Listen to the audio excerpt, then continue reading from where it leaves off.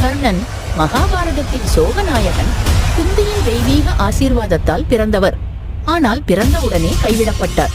சரதியின் மகனாக வளர்ந்த அவர் சிறந்த போர் வீரராக உருவெடுத்து அங்கீகாரம் மற்றும் மரியாதைக்காக ஏங்கினார். அவரது பிறப்பின் காரணமாக ஒதுக்கப்பட்ட கர்ணன் துரியோதனனிடம் நண்பராக இணைந்தார். துரியோதனன் அவருக்கு அங்க தேசத்தின் அரசராக தாஜக்கூடினார். இது கர்ணனுக்கு வாழ்நாள் நன்றிக்குரிய பந்தமாக மாறியது. கர்மத்தின் விளைவால் அவர் மூத்த பாண்டவரானதையும் அறிந்த போதும் கர்ணன் குருக்ஷேத்திர போரில் துரியோதனனுக்கே நம்பிக்கையாக இருந்தார். இரத்த உறவுகளை விட நம்பிக்கையை தேர்ந்தெடுத்தார். போரில் அர்ஜுனனை எதிர்த்து அவர் காட்டிய வீரத்தால் அவர் அழியாத வீரராக நிலைத்தார். சாபங்களாலும் விதியாலும் வஞ்சிக்கப்பட்டாலும் கர்ணன் இறுதி வரை போராடி மரியாதையையும் தியாகத்தையும் பிரதிபலித்தார். வாழ்வில் உரிய இடத்தை பெறவில்லை என்றாலும் என்றென்றும் வீரம் நிறைந்த நாயகன்